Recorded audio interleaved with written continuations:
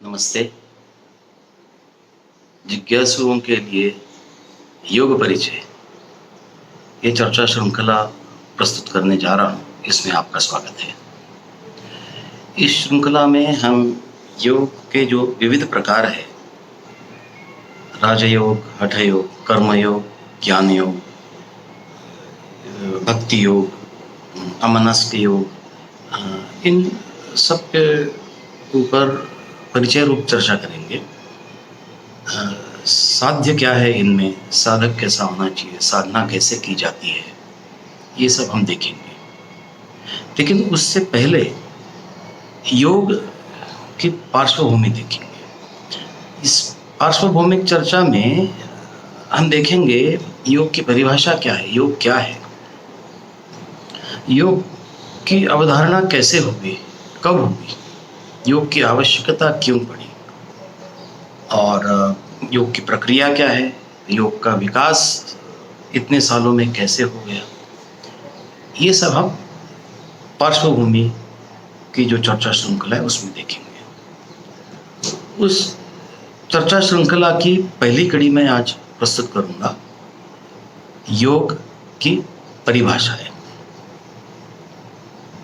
ऐसे तो योग काफ़ी गहन विषय है, मैं उसको सरलता से प्रस्तुत करने की कोशिश करूंगा,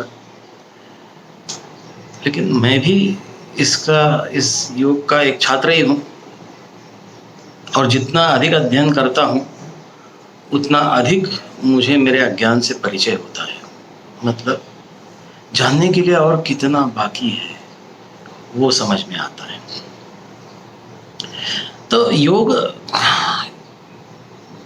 भारत देशवासियों के लिए नई बात नहीं है। योग का नाम बहुत सुनने में आया है और योग के विविध प्रकार भी सुनने में आए हैं। योग हमारे बहुत सारे प्राचीन ग्रंथों में बताया हुआ है। योग कहते ही सबसे पहले सामने आता है, नजरों के सामने, महर्षि पतंजलि की पातंजलि योग सूत्राणी नाम की योग सूत्रों की पुस्तक। लेकिन सिर्फ उसी में योग नहीं है। हमारे पुराण, कूर्म पुराण, स्कंद पुराण, भागवत पुराण, उसमें भी योग कथित है। महाभारत शांति पर्व में योग के ऊपर काफ़ी चर्चा है। योग वासिष्ठ योग के ऊपर ही ये पुस्तक है जिसमें वशिष्ठ ऋषि ने श्री राम को उपदेश किया हुआ है। फिर आगे चल के हठ योग प्रदीपिका, ये 15वीं सदी का, 15वीं शतक के आसपास का लिखा हुआ ग्रंथ है। हठ योग के ऊपर है, अमनस्क योग के ऊपर भी कुछ लिखा है। सबसे प्रसिद्ध है भगवद गीता। भगवद गीता ये पूरी तरह से ब्रह्म विद्या और योग विद्या इसके ऊपर रचित पुस्तक है। तो आइए इन सब किताबों को देख के योग की परिभाषा क्या है, योग क्या है वो देखते हैं। योग क्या है?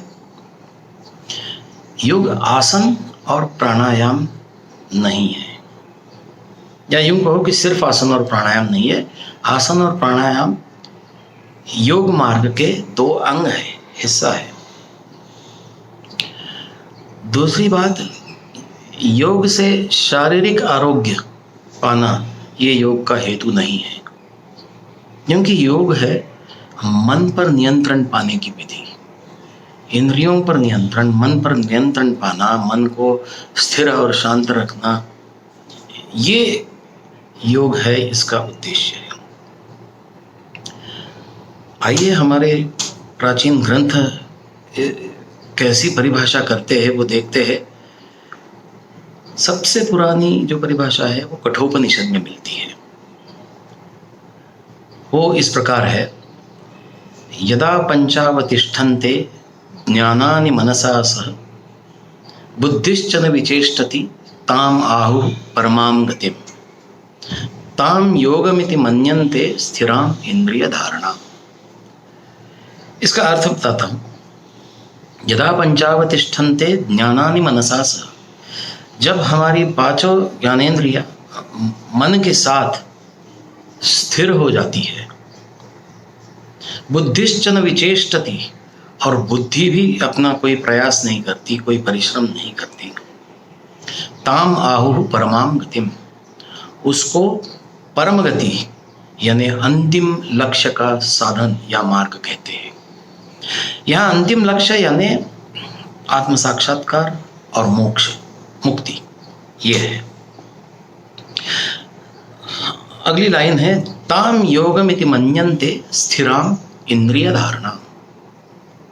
उस अवस्था को योग कहते हैं जिसमें मन स्थिर है और इंद्रियां नियंत्रित है। ये हुई कठोपनिषद की व्याख्या। आइए महर्षि पतंजलि कैसी व्याख्या करते देखते हैं। उन्होंने तो बहुत संक्षिप्त रूप में सूत्र लिखे, सूत्र यानी संक्षिप्त वाक्य, तो उनकी परिभाषा भी उसी तरह संक्षिप्त है। योगश चित्त वृत्ति निरोधा, योग यानी चित्त की वृत्तियों का निरोध, यानी मन की गतिविधियों को रोकना। मन की गतिविधियां यानी मन में होने वाला प्रत्यय, ज्ञान, विचारणा, मन में अंदर उभरने वाली इच्छाएं, ये सबको रोकना, यही योग है। आइए एक तीसरी परिभाषा देखते हैं जो कूर्म पुराण में मिलती है। उसमें लिखा है एतद्वः सांख्यम भाषितम ज्ञानमुत्तमम्। ये मैंने आपको सांख्य नाम का सर्वोच्च ज्ञान कथित किया है, विशद किया है। सर्व वेदांत सारम ही योगस्तत्रैक चित्तता, ये ज्ञान सर्व वेदांत का सार है समझो, और उसमें योग यानी चित्त की एकाग्रता है। आप देखेंगे तीनों परिभाषा जो पुरानी है, इस सब में वो चित्त, मन, उसको शांत करना, उसके अंदर आने वाले चल बिचल प्रत्ययों को निरुद्ध करना, इस बारे में। आइए एक थोड़ी आधुनिक काल की परिभाषा देखते हैं। सांख्य दर्शन के एक विद्वान और योगी भी थे, एक हरिहरानंद आरण्य, स्वामी हरिहरानंद आरण्य, बंगाल बिहार के तरफ है, उनके नाम कपिल आश्रम भी है वहाँ। उन्होंने पतंजल योग सूत्राणि के ऊपर एक भाष्य लिखा है या बताया है।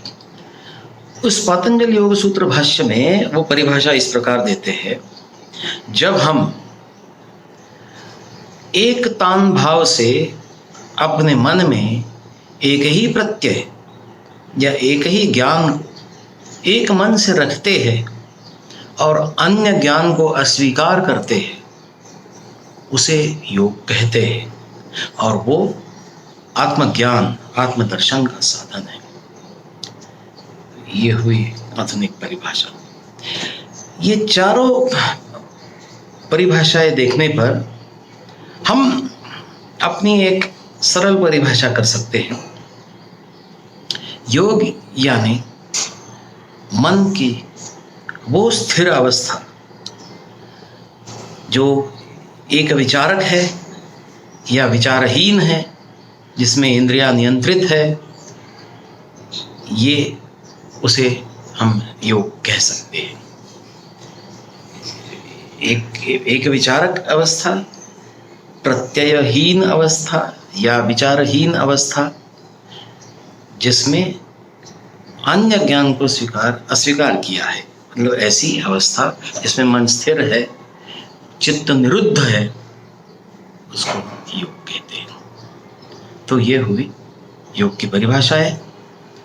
अब आगे हमको देखना है कि यह योग की आवश्यकता क्यों पड़ी, उसका उद्देश्य क्या है, योग की अवधारणा कैसे हुई, ये हम अगले वीडियो में देखेंगे। उससे पहले आज के वीडियो का सारांश आपके सामने प्रस्तुत है, आपके ग्रहण के लिए, आपके स्मरण के लिए।